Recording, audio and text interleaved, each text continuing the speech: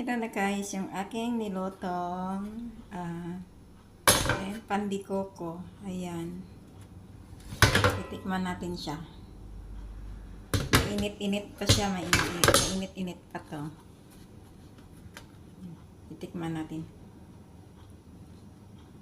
Ayan, ang lambot niya. Mainit-init pa. Ayan, may ano siya. Yung bukayo na binigay sa amin, nilagay ko dyan.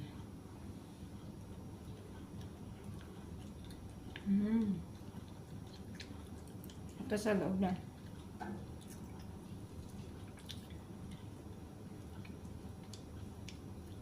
Ito yung bukayo, yung buko.